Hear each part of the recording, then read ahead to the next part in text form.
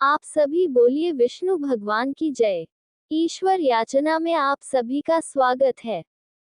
आप सभी को निर्जला एकादशी की हार्दिक शुभकामनाएं। आइए सुनते हैं निर्जला एकादशी की व्रत कथा। भीमसेन व्यास जी से कहने लगे कि हे पितामह, भ्राता युधिष्ठिर और आदि सभी एकादशी का व्रत करने को कहते हैं, परंतु महाराज मैं उनसे कहता हूँ कि भाई मैं भगवान की भक्ति पूजा आदि तो कर सकता हूँ, दान भी दे सकता हूँ, परंतु भोजन के बिना नहीं रह सकता। इस पर व्यास जी कहने लगे कि हे भीमसेन, यदि तुम नरक को बुरा और स्वर्ग को अच्छा समझते हो तो प्रति मास की दोनों एकादशियों को अन्न मत खाया करो। भीम कहने लगे कि हे पितामह, मैं तो पहले ही कह चुका हूँ कि मैं भूख सहन नहीं कर सकता। यदि वर्ष भर में कोई एक ही व्रत हो तो वह मैं रख सकता हूँ, क्योंकि मेरे पेट में वृक नाम वाली अग्नि है, सो मैं भोजन किए बिना नहीं रह सकता। भोजन करने से वह शांत रहती है, इसलिए पूरा उपवास तो क्या एक समय भी बिना भोजन किए रहना कठिन है। अतः आप मुझे कोई ऐसा व्रत बताए जो वर्ष में केवल एक बार ही करना पड़े और मुझे स्वर्ग की प्राप्ति हो जाए। श्री व्यास जी कहने लगे कि हे पुत्र, बड़े बड़े ऋषियों ने बहुत शास्त्र आदि बनाए हैं, जिनसे बिना धन के थोड़े परिश्रम से ही स्वर्ग की प्राप्ति हो सकती है। इसी प्रकार शास्त्रों में दोनों पक्षों की एकादशी का व्रत मुक्ति के लिए रखा जाता है। व्यास जी के वचन सुनकर भीमसेन नरक में जाने के नाम से भयभीत हो गए और कांपकर कहने लगे कि अब क्या करूं।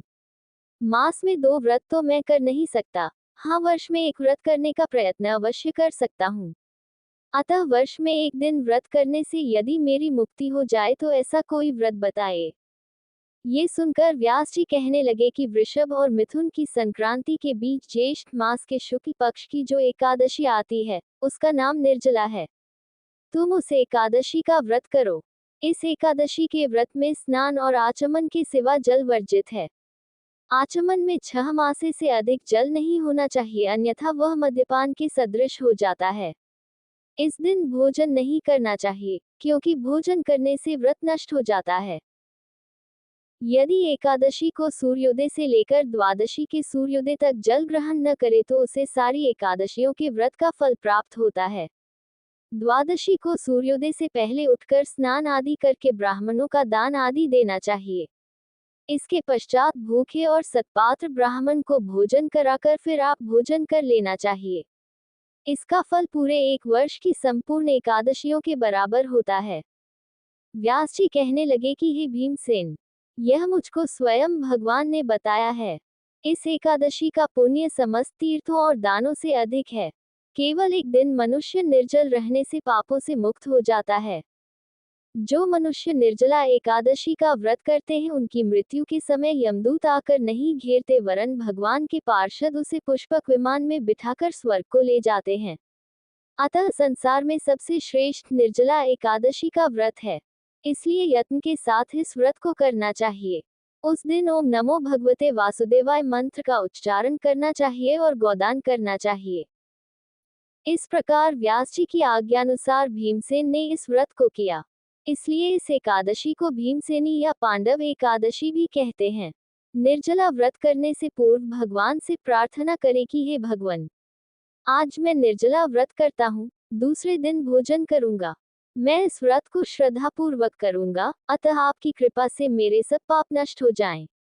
इस दिन जल से भरा हुआ एक घड़ा वस्त्र से ढंक कर स्वर्ण सहित दान करना चाहिए।